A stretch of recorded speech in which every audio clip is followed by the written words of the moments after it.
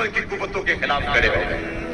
جب عمیر نے جا کے رپورٹ دی نا ابو جہل کو کہ وہ تو 3 اونٹ کھا سکیں گے اور 300 سے کچھ کم اور کچھ زیادہ ان کی تعداد ہے، اس سے زیادہ نہیں ہے، میں خوب آبادیاں دیکھ آیا ہوں، میں خوب ٹیلے دیکھ آیا ہوں، تو ابو جہل نے سنا دی تھی، قریش کو بلا کر کہا عمیر کی رپورٹ سنو کتنی حوصلہ افزا ہے، صبح لڑائی کی نوبت نہیں آئے گی، صبح تو دسیاں اکٹھی کرو اور جکڑ جکڑ کے مسلمانوں کو اونٹوں کی پشتوں پہ باندھ لیں گے اور پھر سین حرم میں جا کے کعبۃ اللہ کی دیواروں کے ساتھ باندھ لیں گے، لوگوں کو تماشا دکھایا کریں گے کہ یہ نیا دین لے کر آئے تھے اور یہ ان کا کیا حال ہے۔ جب اس نے رعونت بھرے اپنی زبان سے اس کی جملے نکالے تو عمیر جو سارا منظر اپنی آنکھوں سے دیکھ کر آیا تھا، ابن حشام میں لفظ موجود ہیں، اس نے کہا وَلَٰكِنْ رَأَيْتُ يَا مَعْشَرَ قُرَيْشٍ البلایا تحمل المنایا، اے قریش کے سرداروں اتنے بھی تکبر میں نہ ہو، میں اپنی ان آنکھوں سے دیکھ کر آیا ہوں کہ یثرب کی اونٹنیاں اپنی پشتوں پہ دلی موتیں اٹھا کے لے آئی،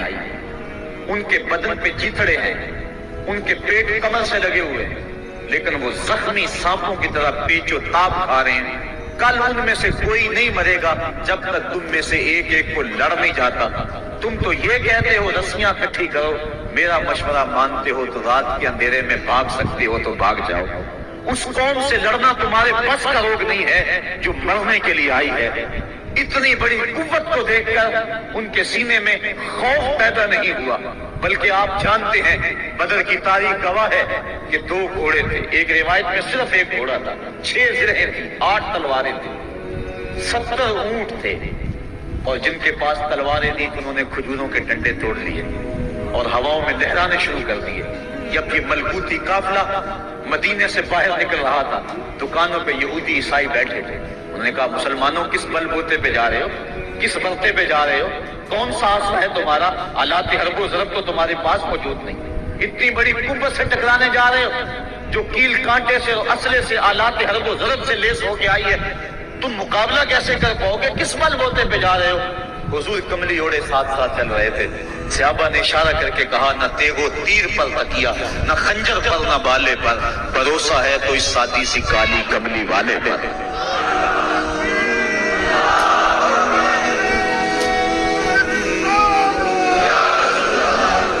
اب اس ماحول میں جب کہ کفار پورا لاؤ لشکر لے کے آئے اور ابو جہل نے کہا اعلان کر دو لنا عزا ولا عزا لکم، یہ ان کے بت کا نام ہے، ہمارے پاس عزا ہے تمہارے پاس عزا نہیں، ہمارے پاس لات ہے تمہارے پاس لات نہیں، ہمارے پاس منات ہے تمہارے پاس منات نہیں، ہمارے 360 خدا اور تمہارا ایک خدا، مقابلے پہ۔ اس نے کہا کھڑے ہو کے اونچی جگہ پہ کہا اپنے نقیب کو اعلان کرو لنا عزا ولا عزا لکم۔ حضور کے کانوں میں آواز پڑی، فرمایا علی تم بھی اونچے ٹیلے پہ کھڑے ہو جاؤ اور تم ان کو جواب میں کہو اللہ مولانا ولا مولا لکم، اللہ ہمارا مولا ہے تمہارا مولا کوئی نہیں ہے۔ اور پھر حضور نے سجدے میں سر رکھ دیا۔ سجدہ اتنی بڑی قوت ہے، ہزاروں ایٹم بمبوں کے اندر وہ قوت نہیں ہے جو سجدے کے اندر طاقت رکھ دی۔ آج دنیا سے ہم ڈر رہے ہیں اس لیے کہ ہمارے سجدے چھن گئے ہیں، ہمارے سجدوں کی آبرو چھن گئی ہے، ہمارے سجدوں میں وہ حرارت اور گرمی نہیں رہی، وہ رقت اور وہ نرمی نہیں رہی۔ بدر کا میدان ہے، 1000 کا لشکر جرار مقابلے میں ہے اور وہ پورے لاؤ لشکر کے ساتھ ناز و تفاخر کے اندر مسلمانوں کو ملیا میٹ کر دینے کے جذبوں سے دانت پیس رہے ہیں کہ آج مسلمانوں کو کچا چبا دیں گے۔ مسلمانوں کے ساتھ پاس صرف 8 تلواریں ہیں اور ان کے بطن میں کھانے کے لیے کچھ نہیں، جس کھجور کو چوس کے روزہ رکھتے ہیں اسی کھجور کو چوس کے روزہ کا افطار کرتے ہیں۔ یہ حالت مسلمانوں کی، بدن پہ چیتڑے لگے ہوئے کپڑے ہیں، عجیب حالت ہے۔ پھر کون سا آسرا تھا جو مسلمانوں کے کام آیا؟ مصطفیٰ کریم نے مسجد عریش میں سجدے میں پیشانی جھکا دی۔ حضرت ابو بکر صدیق رضی اللہ تعالیٰ عنہ فرماتے ہیں میں حضور کے ساتھ تھا، ساری رات مصطفیٰ روتے تھے، آنکھوں میں آنسو ہیں، حضور کی چادر سر انور سے سلٹ کے حضور کے کندھوں پہ آ جاتی، پھر کندھوں سے پشت پہ آ جاتی، میں اٹھا کے حضور علیہ السلام کے سر پہ رکھتا اور کہتا حضور بس کرو۔ حضور بار بار روتے اور اللہ کی بارگاہ میں سجدے میں سر ڈال کر التجائیں کرتے۔ لفظ کیا تھے محبوب کی زبان پہ؟ آج تک ایسی ناز والی دعا کسی نے نہیں کی ہے جیسی دعا مصطفیٰ جان رحمت نے کی۔ मुस्तफा करीम सजदे में सर रखा है और क्या कहा, अल्लाहुम्मा इन तुहलिक हाज़िहिल असाबा लम तुबद फिल अर्दि अबदा। मेरे मालिक, मैं नहीं कहता कि इन लोगों को बचा ले, देख मेरी जिंदगी की कमाई यही 313 है जो मैं तेरी चौखट में लेके हाजिर हो गया हूँ। मेरी जिंदगी का कुल असासा, मेरी जिंदगी का कुल सरमाया कोहे अबू कुबैस पे किए गए दर्सों का नतीजा, अक्कास की मंडी के अंदर दिए गए दर्सों का नतीजा, और जिलमजाल के मेले में तेरे दीन की तबलीग का नतीजा, ताइफ के बाजारों में पत्थर खा खा के जो तबलीग की उसका नतीजा, रस्ते में गड़े, रस्ते में पिछते हुए कांटे, और मक्के के बाजारों में मेरे बदन के ऊपर पड़ती हुई ओजरियां, मैंने फिर भी तेरा कलमा बुलंद किया। मेरे मालिक, मेरी पूरी जिंदगी का गदार, मेरी पूरी जिंदगी का सरमाया, मेरी जिंदगी के आंसू, मेरी जिंदगी का रोना शेने हरम के अंदर काबतुल्लाह की छांव के में सजदे कर करके, कोई कभी मैंने उम्र मांगा, कभी मैंने हमजा मांगा, तेरे दीन के लिए मैंने जो एक एक करके तिनका जोड़ा और ये एक छोटा सा घोंसला बनाया। ये घोंसला अब बिजलियों की जद में है, कुफ्फार की बिजलियां इस घोंसले को जला लेना चाहती हैं। मेरे मालिक, मैं ये नहीं कहता कि मेरा ये घोंसला और मेरी ये मुट्ठी पर जमात और ये चंद मेरे लोग और ये मेरा सरमाया और असासा, मेरी पूरी जिंदगी की कमाई, मेरी जवानी का सरमाया जो मैंने तेरे सामने ला के रख दिया है, मैं ये नहीं कहता इनको बचा ले, लेकिन मेरे मालिक, अगर ये ना रहे तो कयामत तक फिर तुझे भी खुदा कोई नहीं कहेगा। इन तुहलिक हाज़िहिल असाबा लम तुबद फिल अर्दि अबदा। अगर ये ना रहे तो कयामत तक तेरे नाम के डंके बजाने वाले भी दुनिया पे नहीं होंगे। ये हुजूर ने अल्लाह की बारगाह में दुआ की और सजदे में सर रखा है। हुजूर अलैहिस्सलाम की आंखों में अश्क जारी है, सजदे से कुव्वत हासिल की जा रही है। दुश्मन के मुकाबले में मुस्तफा करीम सजदे में सर रख के अल्लाह से आरज़ू कर रहे हैं। हजरत सैयदना सिद्दीक़ अकबर फरमाते हैं, अचानक हुजूर ने सर उठाया, मैं खुश हो गया कि हुजूर के चेहरे पे मुस्कुराहट थी। हुजूर मुस्कुराते हुए फरमाया, अबशिर या अबा बकर हाज़ा जिब्रील आखिज़ुम बि अनान फरसिही। अबू बकर बशारत हो, वो जिब्रील अल्लाह की मदद लेकर आ गए। तो ये सजदे थे जिन सजदों ने जालिम और जाबिर कुव्वतों का मुंह तोड़ के रख दिया। हजरत अली मुर्तजा रिवायत करते हैं रज़ी अल्लाह ताला अन्हु, फरमाते हैं, मैंने हाथ में तलवार थामी और मैदान में कूद पड़ा। मैंने कई काफिरों को वास्ते जहन्नम किया, फिर पलट के देखा कि मैं हुजूर की ज़ियारत कर लूं, लेकिन मुझे हुजूर नजर ना आए। मैंने ढूंढा तो एक समत हुजूर ने पेशानी सजदे में रखी हुई थी और जुबान पे लफ्ज थे, या हय्यो या कय्यूम, या हय्यो या कय्यूम। हुजूर ये पढ़ते जा रहे थे, या हय्यो या कय्यूम का वजीफा पढ़ते जा रहे थे और सजदे में पेशानी थी हुजूर की। मैं फिर दोबारा आया उस सजदे से जोश लेकर, उस सजदे से गर्मी और हरारत लेकर, और फिर दुश्मन की सफों में कूद गया। मैंने एक काफिर को वास्ते जहन्नम किया, फिर ज़ियारत के लिए वापस आया, देखा तो फिर सजदे में हुजूर ने सर रखा हुआ है और यही कह रहे हैं, या हय्यो या कय्यूम, या हय्यो या कय्यूम, या हय्यो या कय्यूम बिरहमतिक अस्तगीस। ये जुमले हुजूर की जुबान पे हैं और सजदे में हुजूर की पेशानी। मैं फिर गया, फिर आया, कई बार ऐसा हुआ, मैं काफिर को कत्ल करता, फिर आता, हुजूर को सजदे में देखता। फरमाया, फिर हुजूर ने तलवार थामी और मुस्तफा करीम मैदान जंग में कूद पड़े। लोग बढ़ चढ़ के दुश्मनों पे हमला करते थे, लेकिन जो सबसे आगे काफिरों की सफा में कूद के हमला कर रहा था वो आमना का लाल मोहम्मद मुस्तफा सल्लल्लाहु अलैहि वसल्लम था। तो सजदे से वो कुव्वत मिलती है, सजदे से वो नूर और रोशनी मिलती है कि पूरे जमाने में उजाला किया जा सकता है। आज 56-57 इस्लामी मुल्क दुनिया के सामने रुसवा हो रहे हैं और दुनिया के सामने सजदा रेज हैं, इसलिए कि वो एक खुदा के सामने सजदा करना भूल गए।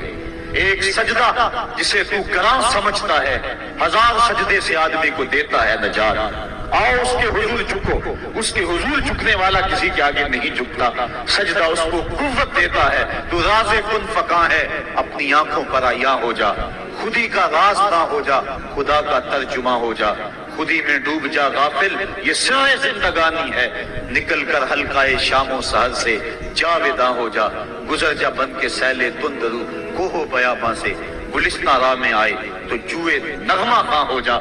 मालिक के हुजूर जब बंदा इज्जत से सर झुका देता है, अल्लाह की रहमतें बंदे पे नाज़िल होती है। एक रिवायत में आता है, जब बंदा नमाज के लिए खड़ा होता है, अभी उसने सजदे में जाना होता है, अभी वो कयाम ही करता है, अल्लाह फरमाता है, मेरे बंदे के गुनाह जो है اس کے بدن سے نکال کے ایک سمت کر دو تاکہ میرا بندہ اس حالت کے اندر میرے حضور حاضر ہو کہ وہ گناہوں سے پاک اور صاف ہو۔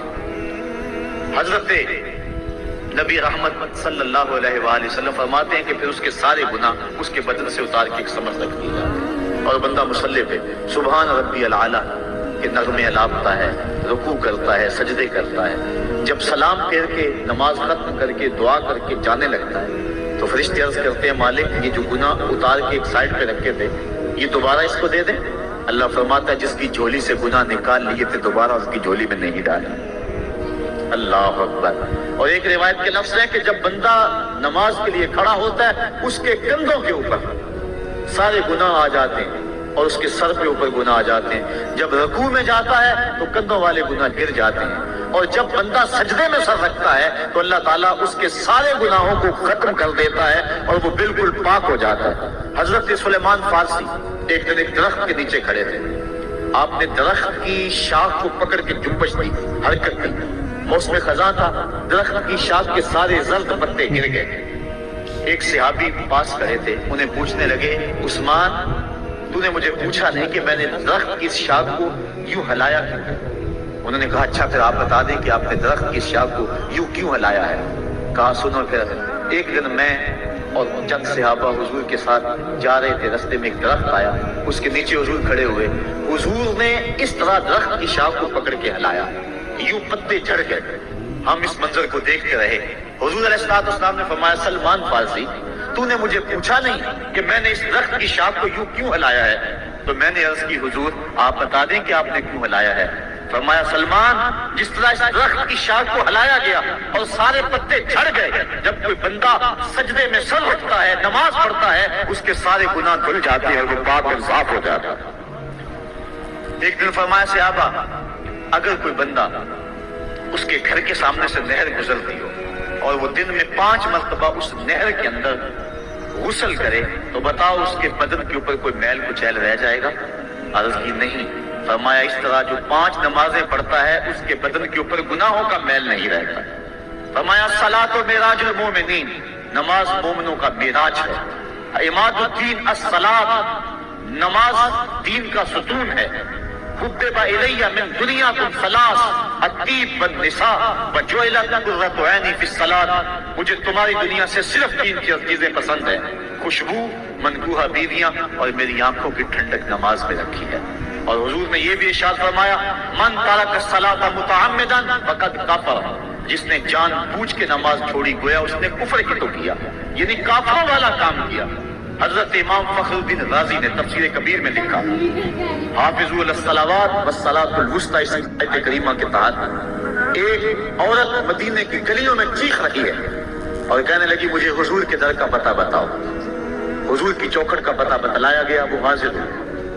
آقا کریم صلی اللہ علیہ وسلم کی خدمت میں عرض کی حضور میرا خامد سفر پہ گیا ہوا تھا اور میں نے اس کی عدم موجودگی کے اندر زنا کر لیا، حمل ٹھہر گیا اور جو بچہ پیدا ہوا میں نے مارے شرم کے اس بچے کو سرکے کے مرتبان میں ڈال دیا اور پھر اسی سرکے سے میں لوگوں کو فروخت کرتی رہی۔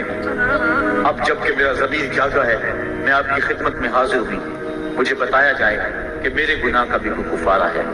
حضور نے ارشاد فرمایا جو تو نے زنا کیا ہے اس کی سزا رجم ہے کیونکہ تو شادی شدہ ہے، اور جو تو نے بچے کو قتل کیا ہے قتل کی سزا قتل ہے، اور جو تو نے سرکہ بیچا ہے فقط ارتکبت کبیرہ، تو نے کبیرہ گناہ کیا ہے، اس کی سزا تو قیامت کے دن پائے گی۔ اس کے بعد حضور فرمایا ان تینوں گناہوں کی یہ سزا ہے، لیکن جس طرح تو گھبرائی ہوئی آئی تھی میں تو یہ سمجھا تھا شاید تیری نماز اثر قضا ہو گئی ہے۔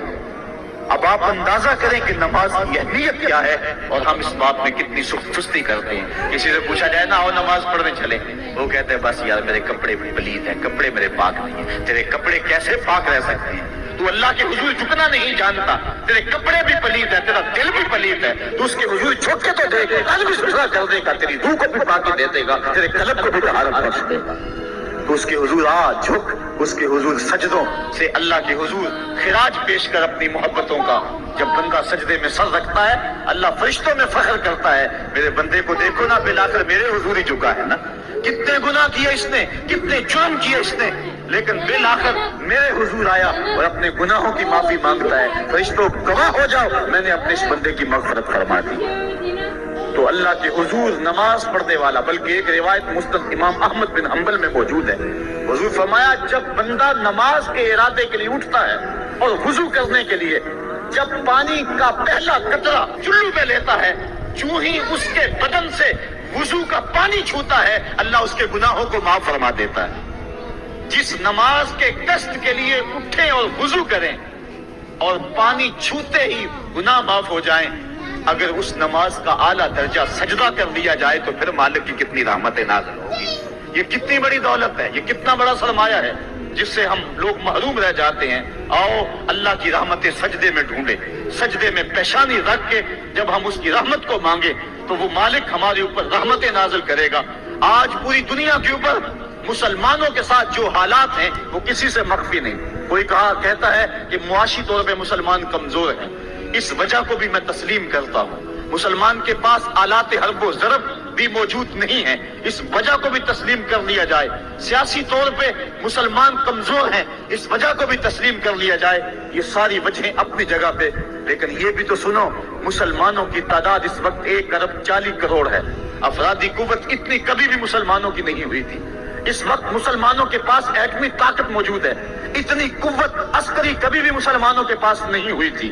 56 اسلامی ملک ہیں جن میں قیمتی معدنیات سے اور تیل کی دولت سے اور سونے کی قیمتی معدنیات سے یہ مسلمان مالا مال ہیں۔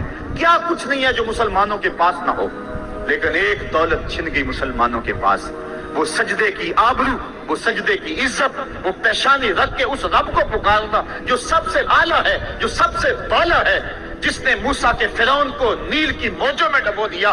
کیا پوری امت مسلمہ 1.40 کروڑ انسان سجدے میں سر رکھ کے سبحان ربی الاعلیٰ کے نغمے آلات کے اپنے رب سے گزارش کریں اور اپنی امت کا رونا روئیں؟ کشمیر میں لٹتی ہوئی جوانیاں اور پل قدس کے اندر بہتا ہوا خون، شبرغان سے لے کر کابل و قندھار تک اور موصل سے لے کر تقریب تک مسلمان کے اوپر جو ظلم و تشدد ہو رہے ہیں، اپنے رب کے حضور اس کا دکھڑا سنائیں اور اپنے مالک کو کہیں میرے مالک ہم لٹ گئے، ہم کٹ گئے، ہم پٹ گئے۔ اسلحے بھی موجود، افرادی قوت بھی موجود، سیاسی طاقتیں بھی موجود، لیکن اس کے باوجود مسلمان دبتا چلا جا رہا ہے۔ اسی کشتی کو ہے خوف تلاطم صدحیف منہ موڑ دیے تھے جس نے بڑھتے ہوئے طوفانوں کے، جو 300 ہو کر جرأت اور وہ طاقت اور وہ عظیمت کی داستانیں رقم کرتے ہیں کہ مالک تو بھی اس دن کو یوم فرقان کہہ کے پکارتا ہے۔ آج وہ امت بیچ منج دار کے اس امت کی کشتی ہچکولے کھا رہی ہے۔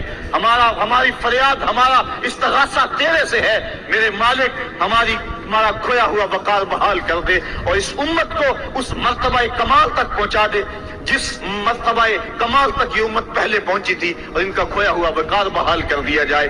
آج بھی ہم اگر سجدوں سے